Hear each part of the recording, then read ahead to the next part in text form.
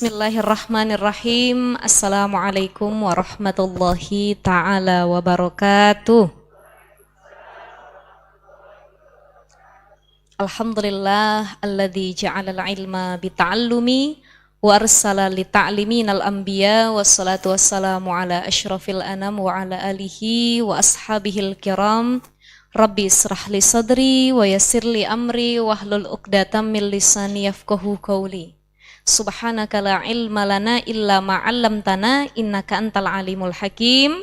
Amma ba'd. Alhamdulillah, mudah-mudahan ibu-ibu yang hadir, yang menonton dari rumah juga dalam keadaan sehat walafiat. Kemudian juga ada Bu Nike ya. Bu Nike, Bu Vera, Masya Allah, mudah-mudahan dalam keadaan sehat walafiat. Para ustazah-ustazah lainnya, para guru-guru lainnya yang mungkin menyaksikan dari rumah, insya Allah ini lagi masanya Omikron ya Bu ya. Tapi yang langka bukan masker, minyak goreng. Kalau pas lagi gelombang 1 yang langka masker, orang rebutan sana sini habis. Gelombang 2 yang langka oksigen. Ya, tapi gelombang 3 alhamdulillah minyak goreng. Kaitannya apa? Hubungannya apa? Saya nggak tahu deh, Allahu a'lam bishawab ya. Apa kaitannya Omikron dengan minyak goreng? Tapi yang penting kita tetap ikhtiar, tetap berdoa kepada Allah. Mudah-mudahan dalam keadaan sehat walafiat. Mudah-mudahan COVID-nya menjauh. Jangan lagi deket-deket deh. Kalau yang udah pernah kena ya cukup jadi pengalaman ya Bu ya. Jadi pengalaman dan alhamdulillah masih dalam keadaan sehat, panjang umur. Alhamdulillah. Ibu-ibu jamaah Rumil yang saya cintai dan saya hormati, pembahasan kita pagi hari ini mengenai nafkah dan infak. Saya mohon maaf pertama agak telat nih beberapa menit karena tadi saya nganter anak saya dulu bimba. Harusnya dia masuk jam 10:30, tapi gurunya bilang, Bu, tolong 10:30 ya, saya nggak bisa 10:30. Sedangkan saya tadi mau berangkat ngajar. Waduh, saya bilang, kira saya antar dulu, jadi alhamdulillah telat ini, mohon maaf ya ibu-ibu ya. Ridho ya ibu-ibu. Alhamdulillah. Baik, terkait nafkah dan infak.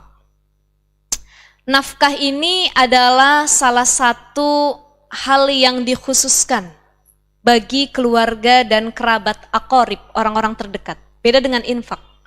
Kalau infak adalah sesuatu yang dikeluarkan, hampir mirip dengan sedekah. Ya. Nah, kalau nafkah dalam keluarga ini salah satu kewajiban yang harus dipenuhi suami terhadap istrinya, nafkah. Ada yang nafkahnya 1 hari mungkin dikasih suami cuma 50.000, ada. Ada yang dalam 1 hari cuma 100.000. Ada juga mungkin yang 1 hari dikasih nafkah 10 juta rupiah. Pernah ibu-ibu? Jadi masing-masing sesuai dengan kemampuan dan kapasitas pendapatan yang dimiliki oleh pasangannya.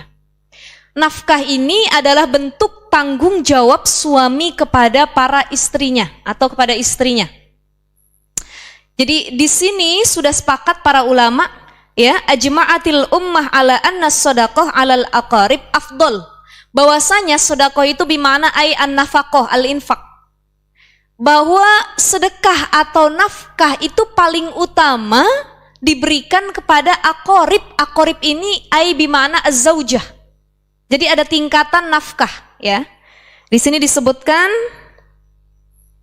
saya bawa buku ini Hikmatut Tasyri' wa Falsafah ya, karangan dari Syekh Ahmad Al-Jurjawi ya. Syekh Ahmad Al-Jurjawi ini mengenai hikmah-hikmah setiap hal. Apa hikmah perempuan bisa khulu sama suami? Apa hikmahnya talak? Apa hikmahnya dilarang perzinahan dan lain sebagainya? Ini disebutkan dalam kitab ini ya, Hikmatut Tasyri' wa Falsafah. Jadi ada tingkatannya ternyata disebutkan ya di sini. Sudah saya rangkum tadi. Nah, jadi ada hadis Rasulullah Shallallahu Alaihi Wasallam, hadis riwayat Abu Daud dan Nasai. Ditanya oleh salah seorang pemuda, qala Rasulullah SAW, tasodaku. Rasul mengatakan bersedekahlah engkau, berinfaklah engkau. Qala rajul, berkata seorang laki-laki ini, ya Rasulullah indi dinarun, aku punya uang, punya dinar di sisiku. Faqala Rasul salam tasaddaq bihi ala nafsik, sedekahi dulu diri kamu. Jadi suami sebelum dia punya kewajiban sedekah sama istrinya, menafkahi istrinya, yang harus dia nafkahi nafsiknya dulu, dirinya dulu. Jadi kalau ibu-ibu minta nafkah sama suami, jangan cuma nuntut saja kita yang pengen dinafkahi, tapi kita tidak memperhatikan suami kita. Ya, Mas beliin saya dong apa pakaian, tapi suami kita beli pakaian setahun sekali. Ibu-ibu sebulan 3 kali bisa. Itu bedanya laki-laki dengan perempuan. Jadi kata Rasulullah, wabda binafsik. Mulai dari diri kamu. Kalau diri kamu udah tercukupi, udah terpenuhi, sandang, pangan, papan, 3 hal yang sangat primer ini, yang sangat urgent ini, maka kemudian baru qala tasaddaq bihi ala zaujatik. Sedekahkan atau nafkahi istrimu. Ini disebutkannya istri dulu nih, belum anak. Kemudian berkata Rasulullah sallallahu alaihi wasallam, mohon maaf, berkata pemuda ini, indi akhor, aku punya lagi uang wahai Rasulullah. Diriku udah aku cukupin, istriku sudah aku cukupin, tapi aku masih punya lagi duit. Siapa yang harus aku nafkahi? Qala tasaddaq bihi ala waladik. Kalau kamu punya anak, berikan nafkah itu kepada anakmu. Qala berkata rajul, indi akhor, aku punya lagi duit wahai Rasulullah. Nih orang kaya nih, kecukupan, banyak hartanya, rizkinya. Qala berkata Rasulullah sallallahu alaihi wasallam, tasaddaq bihi ala khadimik. Kalau ada pembantu di rumah kamu, orang-orang yang lebih membutuhkan di dalam rumah kamu setelah anak dan istri kamu, kasih tasaddaq. Kata Rasulullah. Qala indi akhar qala anta absar, kata Rasulullah, wahai Rasulullah, ternyata uangku masih berlebih, masih banyak. Kepada siapa aku kasih? Kata Rasulullah, anta absar. Kamu lebih tahu siapa yang bisa kamu kasih. Jadi di sini ada tingkatan. Ternyata disebutkan ajma'atil ummah annal infaqu 'alal aqarib afdal. Ternyata memberi kepada kerabat atau keluarga dulu itu lebih afdal. Jadi maknanya di sini kalau ada dari keluarga kita yang susah, itu yang ditolong keluarga dulu, jangan orang lain. Yang masih punya tali hubungan saudara terlebih dahulu. Banyak pertanyaan dari ibu-ibu, misalkan begini, Ustazah, sekarang kedudukannya mana yang lebih afdol? Memberi nafkah istri atau ibu sendiri? Betul nggak? Sering ya?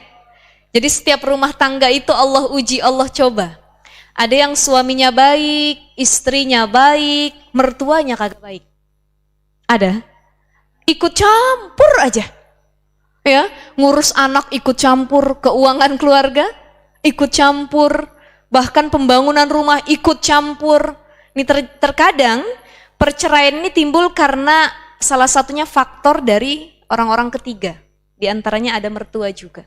Ya, makanya kita yang jadi mertua, jadilah mertua yang bijak karena dulu kita pernah jadi menantu. Ya, jangan mentang-mentang dulu kita digituin sama mertua, pas kita jadi mertua balas dendam sama mantu. Ya, balas dendam, kata mantunya, ya Allah kok ibu gitu banget sama saya. Saya dulu juga sama mertua saya digituin, katanya. Betul ya Bu? Ada mantu datang ke rumah kamu, ya, emang ini rumah kamu, beres-beres dong.